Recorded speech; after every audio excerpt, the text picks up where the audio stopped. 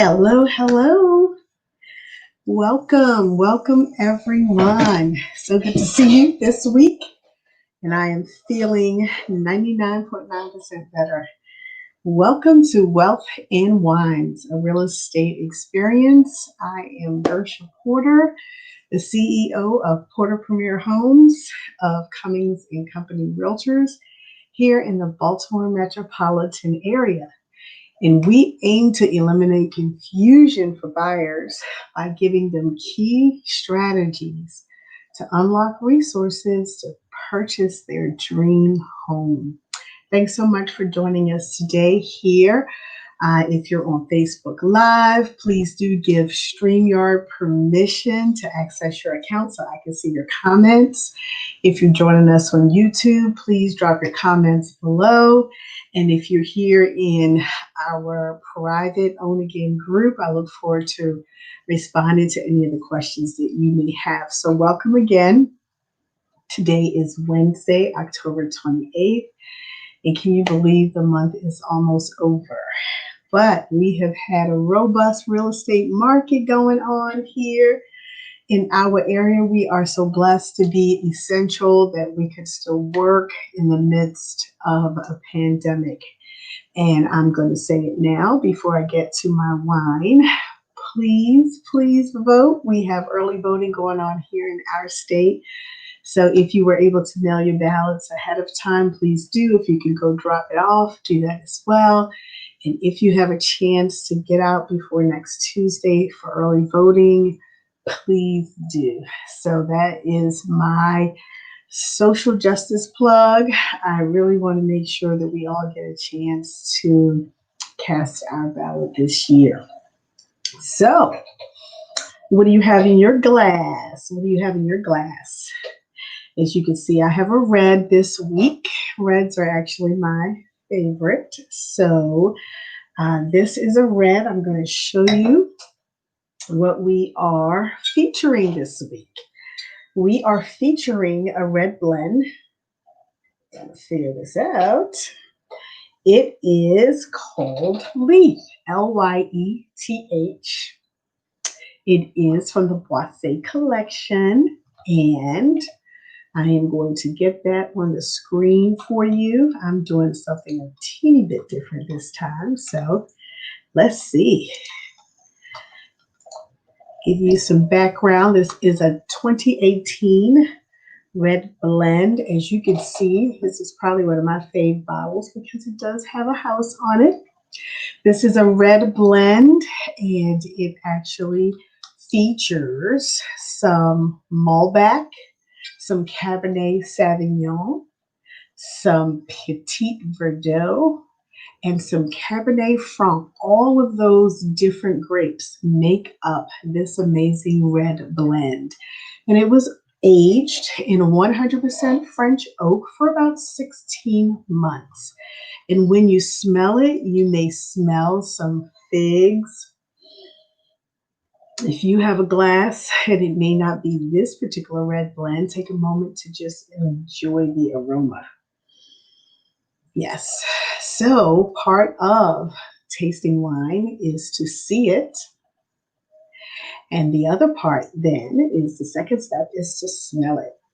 So I'm enjoying that. And we're just going to go ahead and skip to the sip part. So take a sip while you're there. So if you have a glass of wine, join us today as we just learn a little bit more about Leith. And you can find all those details on my website. And I'm going to drop it in the chat. wealthandwines.com.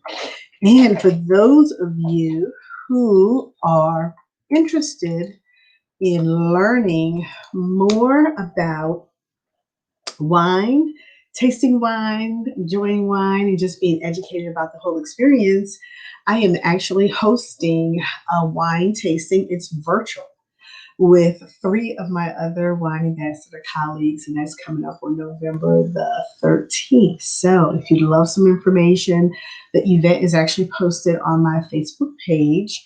It's also out there on Eventbrite, and it is called Friendsgiving. and we are looking forward to kicking off November with a Friendsgiving virtual wine tasting, and I think you'll have a great time. So if you have an opportunity, please do come on out from the comfort of your own home with one or two of your own friends and sample 2 to 3 bottles with us. So we look forward to that. So right now, I am going to move on into our topic for today, and that is how to avoid buying a lemon property. So lots of folks have heard about lemon cars or lemon automobiles. And yes, there are homes that you've heard it called the money pit sometimes, that you purchase them and there's just problem after problem. And what I hope to empower you with today are things that you can look for to prevent or to avoid from buying a lemon property. So, first thing you're going to do is you are going to look for flaws. And I'm going to point out a few of them, and I have some words and I have some pictures, and I want you to participate as well. So drop any questions that you may have in the chat. Participate with me in the chat as I ask questions. If you have some answers, just let me know what you think about some of these topics as well.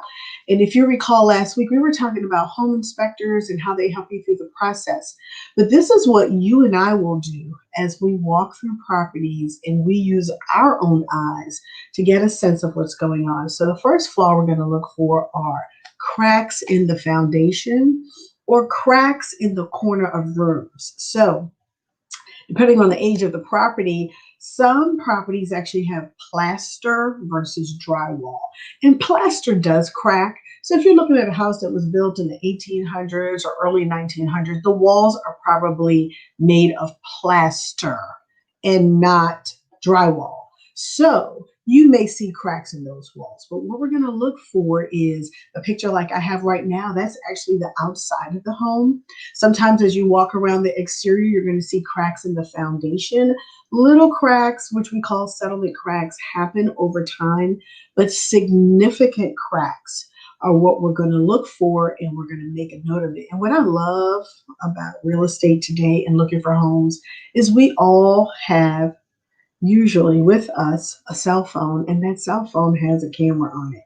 So take a picture so that when you get back with your loved one, your partner, whoever is working with you throughout your real estate process, they're going to be able to say, hey, remember that thing? Well, you're not going to remember everything, but if you have a picture or if you took a short video of it, you're going to be able to reference it. So look for cracks in the foundation or in corners of rooms when we are inside the actual property.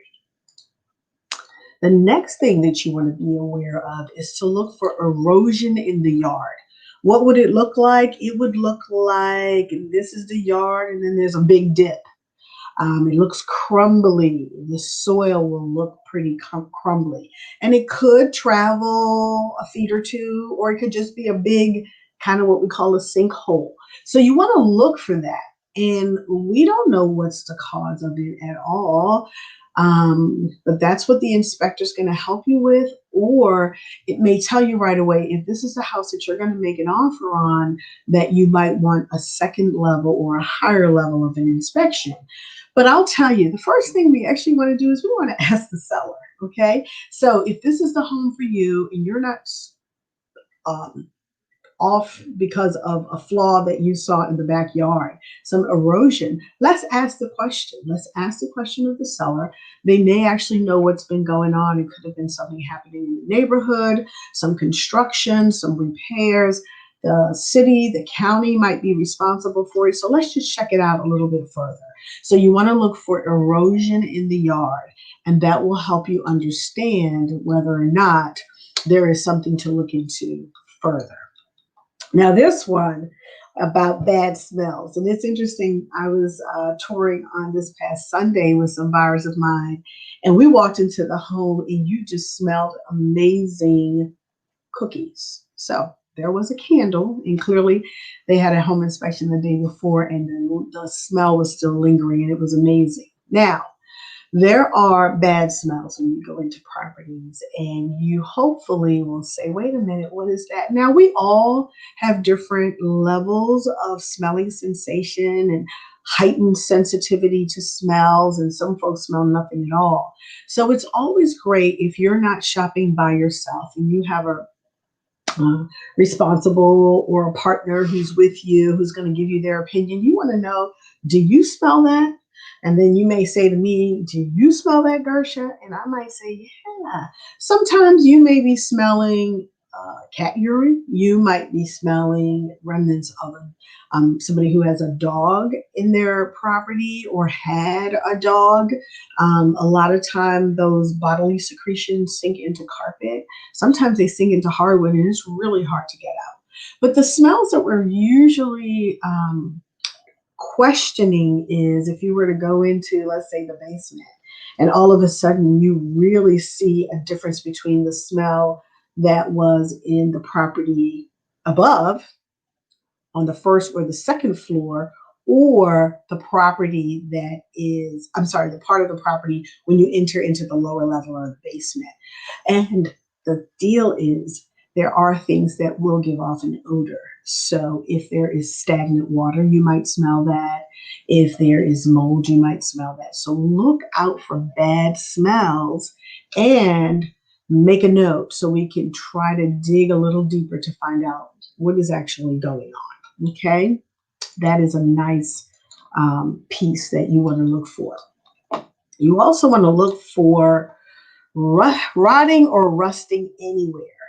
So most homes, there's a general maintenance is what we call it, or deferred general maintenance. Some homeowners don't understand that you need to paint. You need to paint probably every year, every other year, because water is going to hit the wood that is around your doorpost, that is around your garage, that may be around the actual porch. So if you don't paint, you will get some rotted wood. And that's why you have to have a handyman. That's why you need to be a little handy maybe yourself, because painting will prevent a lot of the rotting. Paint actually protects wood, the correct type of paint. If you see rusting anywhere, if there are metal handrails going out of a property, if there are metal decorations on the awnings of the porch, you may begin to see some rusting. And rusting does happen over time. It's usually not just because it rained for 2 weeks. So you want to look out for rotting or rusting so we can dig deeper into what may actually be going on. So that is another flaw that you definitely want to have your eyes out for. The next piece that you want to look for is standing water where it shouldn't be. So if you are touring a property and they have a pond, absolutely there should be some water there. But if you walk out into the backyard and there is just water standing in the grass, that means that the water isn't either draining properly, it's accumulating and staying in one particular area. It's not sinking into the earth as it typically would be. So we want to think about whether or not the water that you see is because we just had 5 days of rain or like torrential rain. Or is there a problem? You may look to the neighbor to the left, to the right. You don't see any water in their yard, so you're wondering what's going on. So please do look for standing water. And I see I have a couple of comments. I'm not sure who it is because StreamYard did not get access to your account, but I do see a comment about dampness and deferred maintenance. Yes, paint the metal against the rust. So what we want to do is be aware as well of any kind of standing water. Another flaw that we want to look and be aware of is mold or water damage on the ceiling. So right now, as we tour homes and you go through a property with me as your realtor, we're going to look at all the walls. We're going to look at the ceiling. We're going to look at the floor. We're going to look left. We're going to look right, whether there's furniture in the property or not. And typically, wherever there is a bathroom above, If there had been any previous water damage, you oftentimes can see the repair work. Now, it doesn't mean that there's an active leak. It just means that at some point there was one.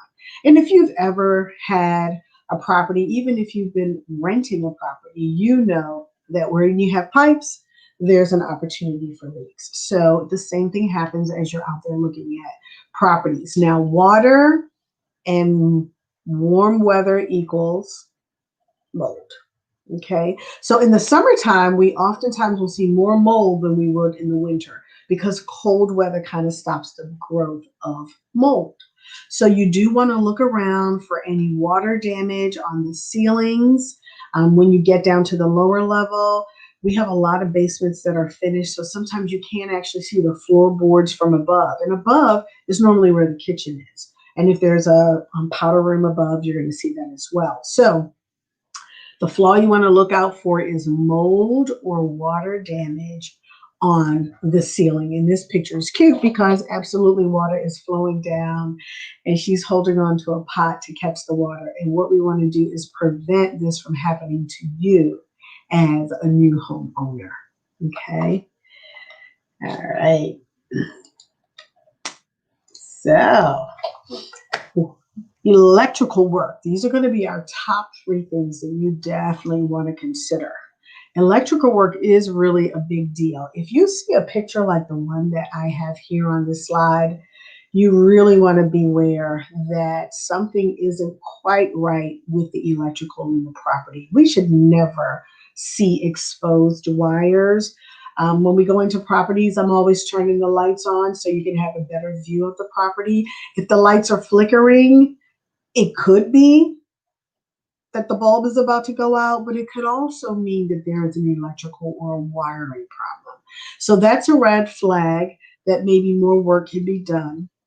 I went into a property probably 3 weeks ago with some clients of mine, and it was around 1 o'clock in the afternoon, a bright sunny day. And we went in, there was turn on the light, the next light, the next light, nothing was turning on. Well, I was able to conclude that there was no electricity in the property. Every now and then that is the case, and the seller usually makes you aware of that, meaning the agent usually makes you aware of that, but we weren't aware. So we're walking around. On the first level, there was plenty of light, but as you begin to go downstairs, we had to pull out our phones. So I don't know if there was an electrical problem. I did send a message to the agent to let them know that there was no power in the house the day we went through. So normally there's going to be power. So when you do turn the lights on, if it flickers, if you see an exposed wiring like this is really a big flag. There may be more work that needs to be done. So electrical is your number one that you want to consider before you buy a house that is a lemon. Okay. All right. Number 2 is leaky faucets. Leaky faucets. So if the water system isn't working well, it could be a number of reasons why. So you do want to have the inspector check the sinks, the tubs, the toilets, the shower for any faucets that might be leaking. Now, before you actually submit your contract and it's accepted and then you have a home inspection, you're able to visually see that as we walk through the property. You're going to realize whether or not the faucet is dripping. I always caution my buyers, please don't turn on the sinks. Please don't turn on the showers as we're walking through a tour of a property because you just don't know if there is a plumbing issue. But when you do start to see that, that's something you want to make a note of and make sure that the inspector is thoroughly checking out the plumbing so that as you move forward, you are quite comfortable that the house that you're buying is not a lemon. Okay. And this slide talked a little bit about water pressure, and water pressure will be determined when you have your home inspection because the inspector will actually turn it on and they will make an assessment about the pressure, whether it's in the sink or the shower or the tub. Okay. So that is number 2. And the third piece that we want to talk about or we want to be aware of, number 3, is mold. And I briefly mentioned it. And what you're going to see right here is a picture of actually a baseboard. So if you've been in the basement of properties, the drywall is finished and sometimes there's actually wood for the baseboard, or it could be a kind of a vinyl that's actually taped along the bottom where the wall meets the floor. And if it's peeled back like this, now we don't peel it back. Okay. Realtors don't peel it back and buyers don't peel it back, and neither do inspectors.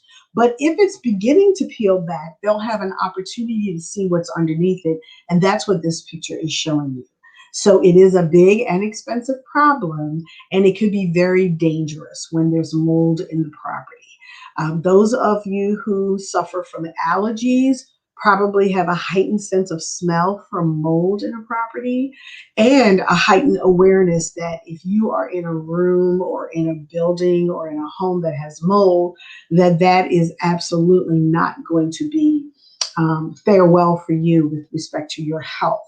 So mold is really important. And I'll just add, when we were talking about home inspections before, I talked about structural and mechanical inspections, but there's also the mold inspection. And I have had clients over the years, because of their severe allergies to mold, they schedule the mold inspection right away because they wanted to determine if there was a heightened level of mold in the particular property. So if you have health concerns, you want to make sure that a mold inspection is one of the things that you schedule to happen when your structural and mechanical inspection is going to happen as well.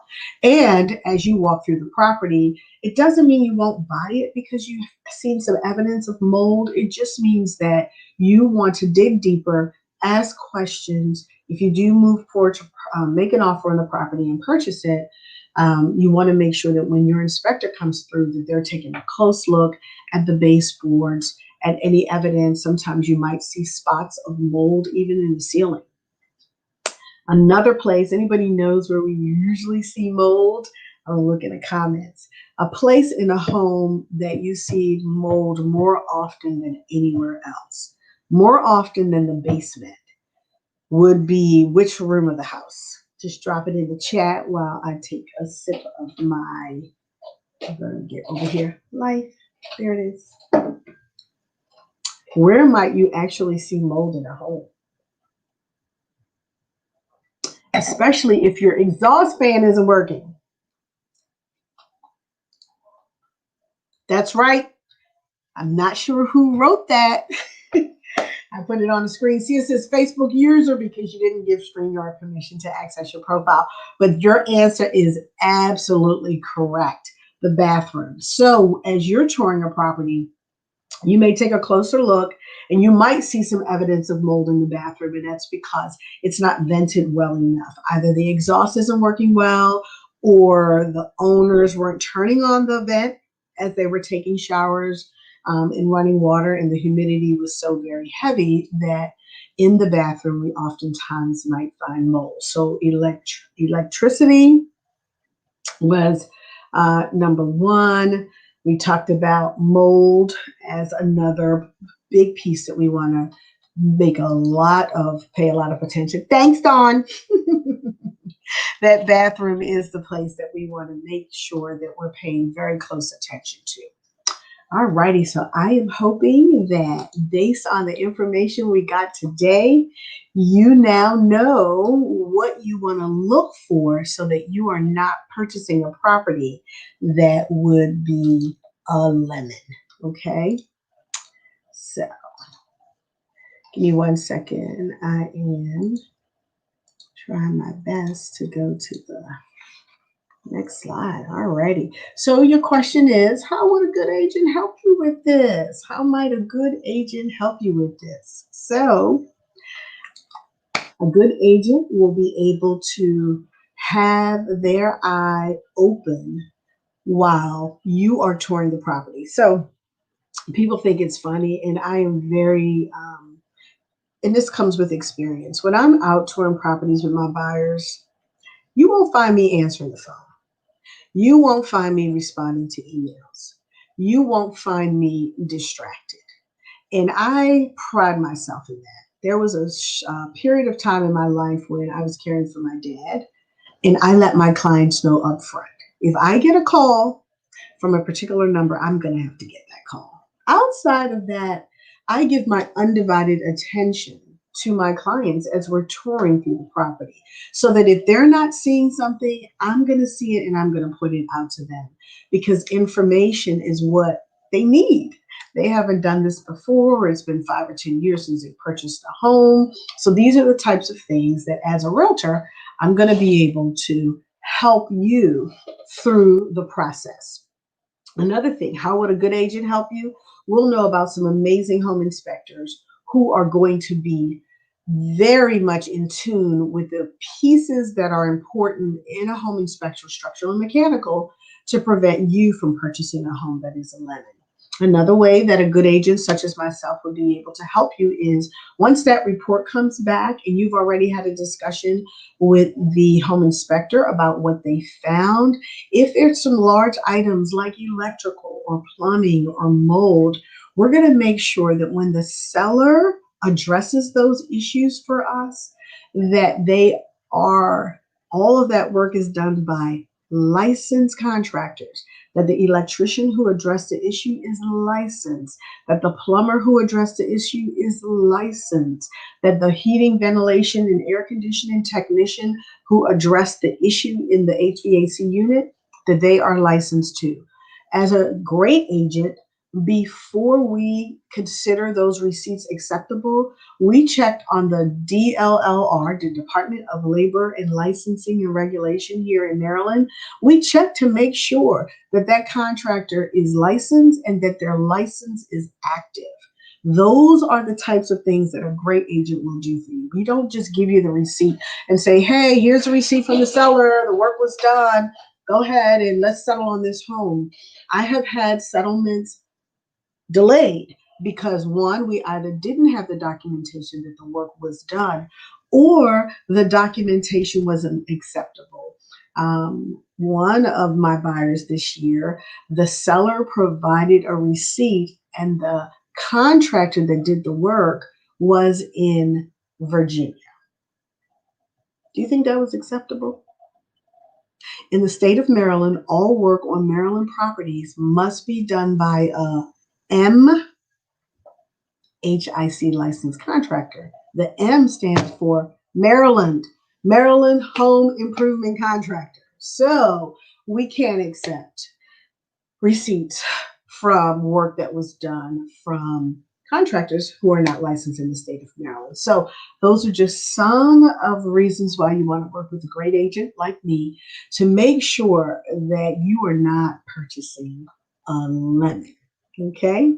So I am now going to just wrap this up for us this afternoon. If you have any questions, feel free to put them in the chat. As always, you could schedule a house call with me, a home ownership, understanding steps and expectation call. I just had one a little earlier today where there was a young lady who recently moved back in with her mom after being separated for a couple of years, saving money, and she wanted some advice on what to do next to be prepared to purchase a home. And I'm so happy to be able to give her some advice and some help. But if you have any questions, you can actually schedule a house call with me so that you can get the answers to any of the questions that you may have about purchasing a home in this time of COVID or selling your property during this time. So at this point, if you have any questions, just jot them in the chat. If you can't think of them right now, I'm going to go back to the live broadcast on all of the different venues that it may appear right now, and I will make sure to respond 443-744-0206 if you have a question, or you can message me on any of the social media that you find us here. So thank you again for hopping on. I just want to remind you, if you haven't, please do like our Facebook page, Porter Premier Homes. Follow me on Instagram at Gersha Porter. Connect with me on LinkedIn at Gersha Porter. And I am still very active in the 1,000 Black Families Challenge, where we are working hard to get underrepresented minority families into homes who may have challenging credit scores. We're working with them closely to put them through our purchasing program so that they too can purchase a home. So if you know anybody who fits that bill, let me know. I'd be happy to talk to them some more. And I'm going to end by saying cheers. Have a great rest of the evening. Bye-bye.